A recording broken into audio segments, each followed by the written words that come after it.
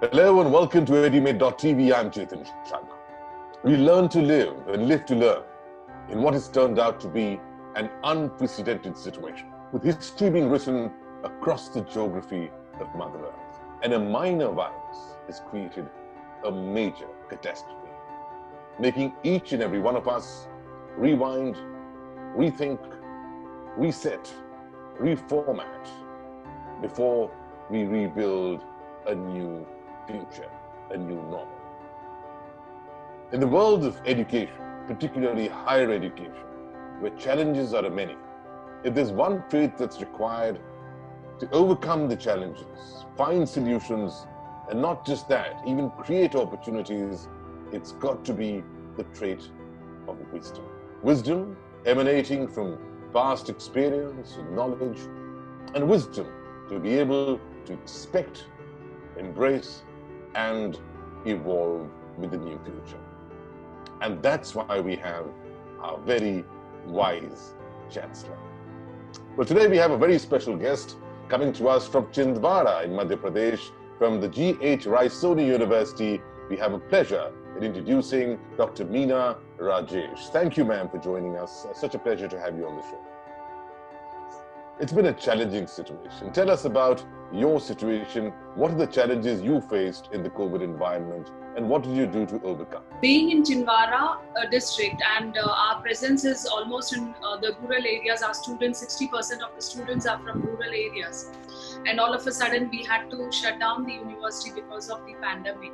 The first major challenge was the completion of the ongoing academic session that we were having, and conducting the end semester exam. That was the main agenda what we had during our lockdown period. So immediately after 10-15 days, we started giving training to our faculties as to how to handle different online platforms to take up the classes for the students. And then we started having an orientation for the students, because the students in the rural areas were finding it pretty difficult to attend classes over online because of the connectivity issues, and there were many, there were students who didn't have smartphones at their places. So an orientation was to be done for the students as well as for the parents, telling them about what exactly the challenge is.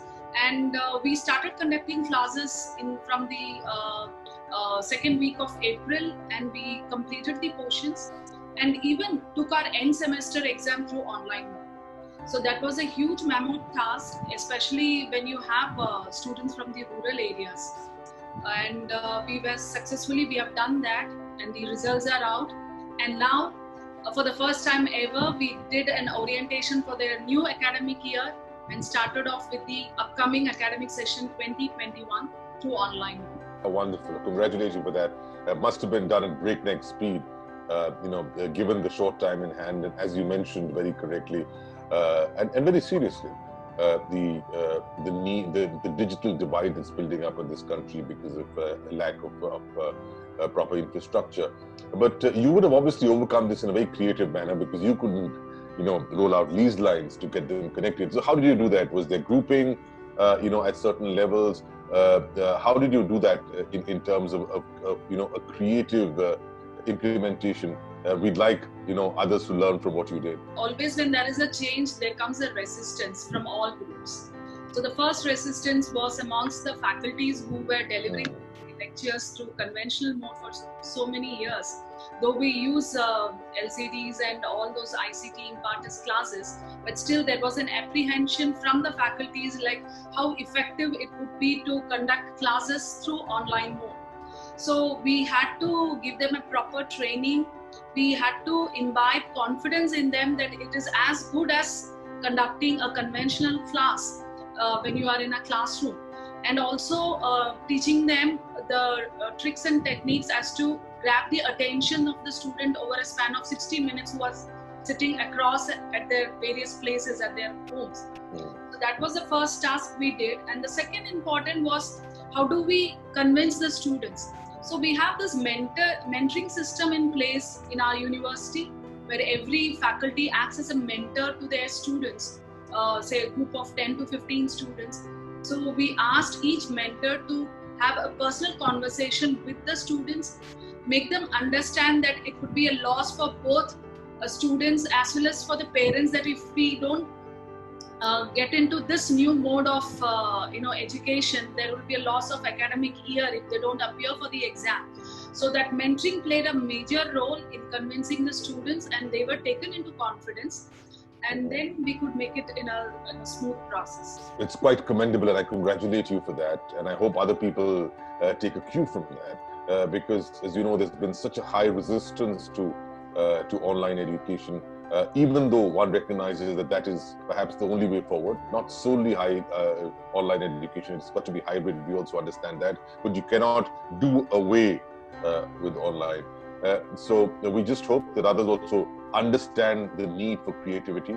If you can, in your challenging circumstances in rural India, so can those in urban India. So that brings me to my next question. When you talk about rural India, so talk us through the history of the Raisoni University. What is it that made you situate yourself in rural India? Is there some nobility, a social reason for it, or even something that's more strategic than that? This is a 4-year-old university we established in the year 2016. Our university has spread across almost 200 acres of land. And the basic focus of our university is agriculture. So we have an agriculture college with us. Our main focus area was agriculture, and we found that Chhimbara district it's one of the biggest district in Madhya Pradesh and had a lot of scope for agriculture. And that was one reason why we chose that particular area. And our main focus of our university is towards the upliftment of the farmers over there, because we have done taken up n number of initiatives along with the government of India through various schemes for the upliftment of farmers around. We have our own labs, testing labs, tissue culture labs, soil testing labs, wherein we help the farmers not only in our nearby tehsil areas but also all over the district. So we take pride in that. I think it's a great win-win, especially because there is a social motive involved, there's nobility involved, but there's also a geographical strategy involved, in doing that. So it's also smart. And I often say, as a student of economics, Dr. Meena, that the biggest anomaly in India, which is essentially still an agricultural economy, is that even though 70% of our people depend on agriculture directly or indirectly, just 1/5 or even less than that, almost 1/6 of our contribution to GDP comes from agriculture. So the huge opportunity also going forward lies in agriculture. But it needs to be tweaked with technology and services for us to be able to, feel the incremental sustainable impact of that. So have you thought of including that, inculcating that in the new normal, in your courses and your curriculum? As rightly told by you, that we need a certain kind of change or approach, a modernized approach towards the problem that the reality that these farmers are facing. So we do have an engineering college that is being run there.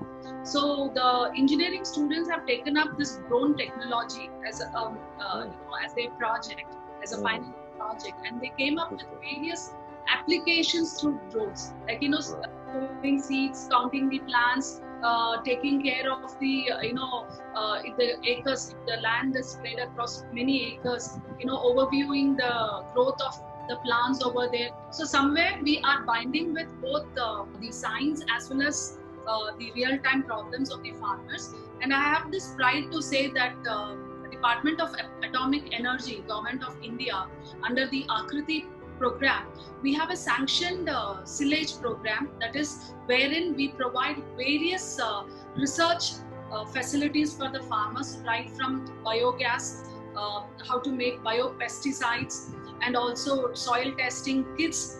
There are various facilities that we try to empower these farmers through that particular program.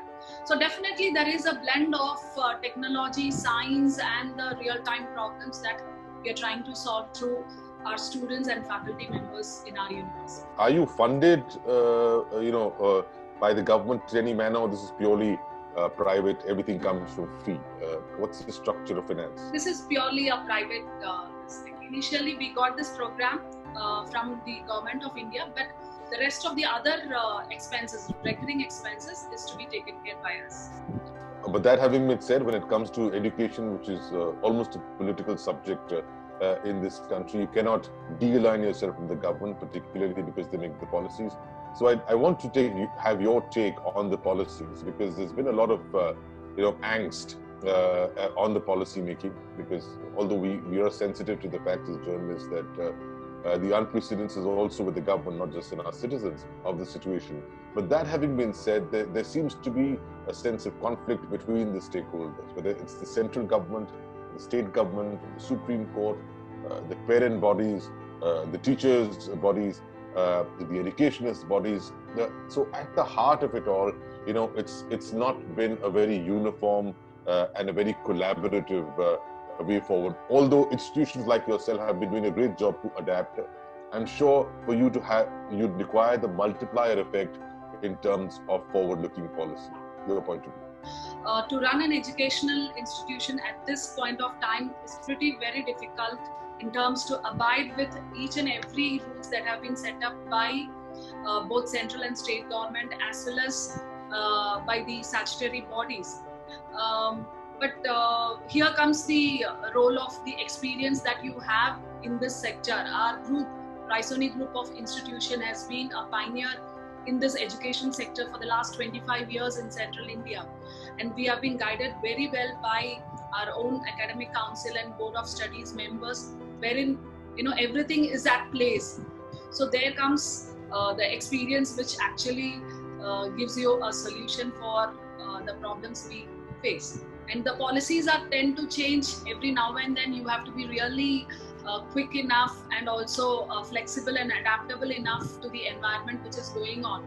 The moment UGC told that it is at the discretion of the university to conduct the exams, we took it in the positive way and we conducted exams for all the students. So we did it, and now we could find that UGC again coming up that it's mandatory to conduct the final year students' exams.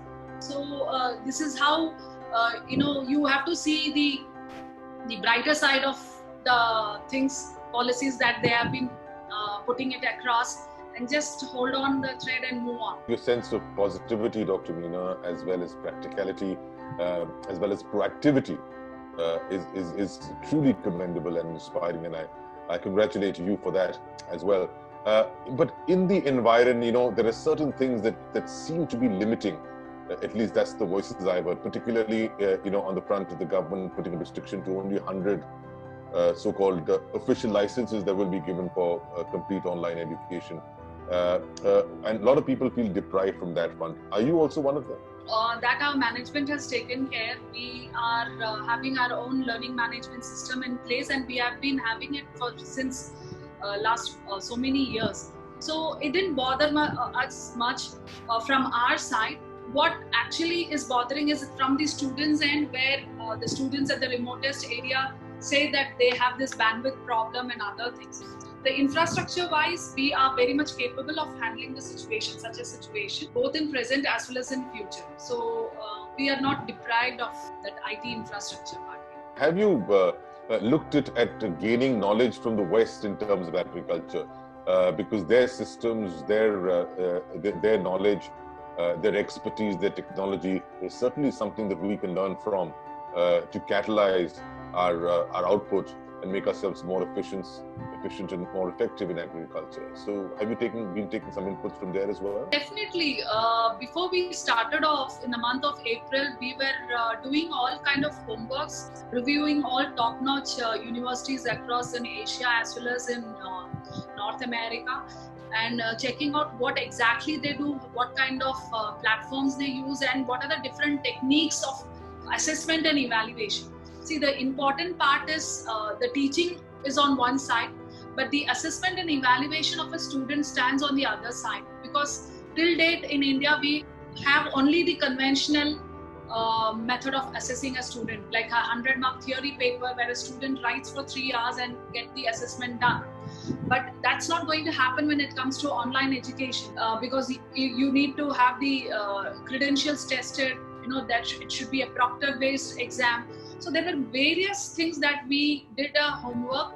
we came out with certain plans like how we can execute our online teaching and learning process, and we did that. I think you seem to have been exemplary when it comes to finding solutions to challenges, preempting them and taking proactive measures.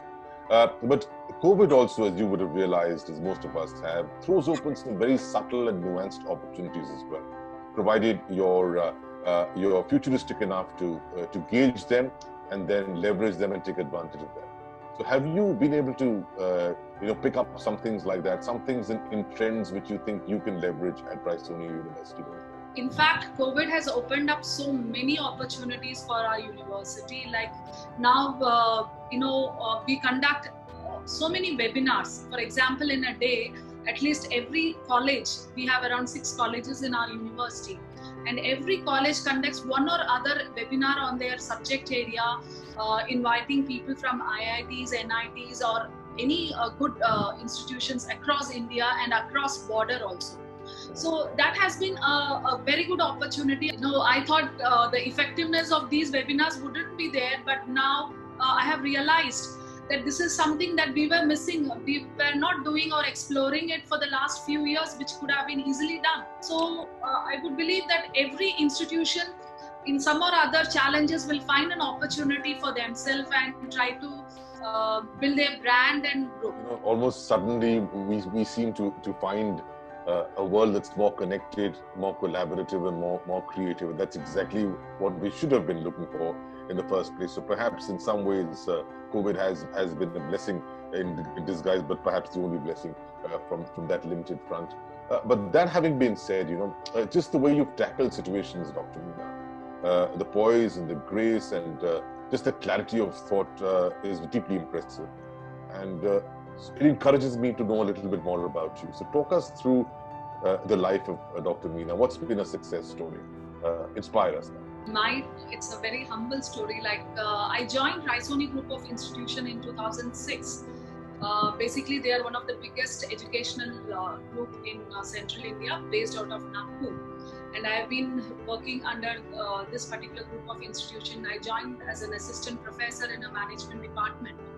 And slowly and steadily, I climbed up the ladder of to this extent of being a vice chancellor of their private university. We have 2 private universities, one in Chindwara and one in Amravati. And I was given this opportunity by our chairman, Honorable Shri Sunil Raisoni, and with a lot of responsibilities also. I would say the plus point is I've been here in this group for the last 12-15 years, and I knew the in and out of this group, their strength, our weakness, and I could make you utilize the strength wherever required and try to bridge the gap, and that has always been my strength. And also the teamwork that I have been doing for so long, that has built up a good rapport between the teaching, non-teaching, academic staffs. Our chairman is quite very visionary, and to bring his vision into reality is what I always look for. Teamwork is so key these days to any success. And they say that with great success comes great responsibility. But in your case, it seems that with great responsibility came great success, and now is again coming great responsibility. So it's wonderful to hear what you say, and thank you for inspiring us and for teaching all of us, through your life experiences. And on that, it's very important, that the entire ecosphere of education learns something from successes like you. So I'd like a piece of advice to each section of the education ecosphere as to how they should handle their life going forward. A, the student; B, the parent; C, the teacher; and 4th, the fellow vice chancellor. For students, I would say that you need to be flexible and adaptable, because the environment is rapidly changing. You cannot be rigid in your approach, in your thought process, and you should be making yourself ready to face the challenges ahead. For example, the recruitment, the companies, I don't think anymore will visit the campuses for your final placement recruitment. So it is going to be an online recruitment process. So how far you are ready for that? So that's a big question. So you need to be quick, you need to be adaptable, and also flexible towards the approach, because situation where you are standing is pretty more dynamic than what it has been for the last decade. What I would guide or advise the faculty is your approach towards the teaching has to change according to the requirement. Now it is the time for the online mode. So you have to be well equipped with the systems that are available in terms of platforms and how to use it in a more effective way. And also the creativity part plays a major role for the teachers. You cannot have a monotony class through online, because your class is being watched by the entire family sitting at home. So you need to give out more creativity, more information to the students what they don't know. So it has to be more presentable, and also it has to be more knowledgeable for the students. So be prepared, be on your toes, and you need to you need to prepare yourself more than what you have been doing for a conventional classroom teaching. And for the parents, definitely the acceptance of the parents is, I would say the reality is the parents' first question comes, why do we need to pay so much of fees if the classes are going online? I would request the parents to empathize and look into the situation that the salary of the faculty doesn't change, the infrastructure of the college doesn't change. So we need to pay all these expenses. Parents should appreciate and welcome whatever new ideas and creative approach that university or college is coming up with. They should welcome it in a positive note. And for the fellow vice chancellors, we need to really think one step ahead. We cannot go by what the market trends are. If we need to survive in this situation, in this crisis, we really need to think out of box and be a real visionary towards what would happen after down the line in 5 years, and come up with certain steps and solutions for it. Dr. MEENA Rajesh, you worked in difficult circumstances, in a difficult geography, difficult challenges, and you overcome them and seized opportunities with panache, with purpose, with positivity, and with the futuristic bent of mind, which makes you a very wonderful and a very wise chancellor. So thank you for talking to Edimate.tv. It's a very nice initiative wherein the similar minds come together and come out with certain solutions to the ongoing problems that we have.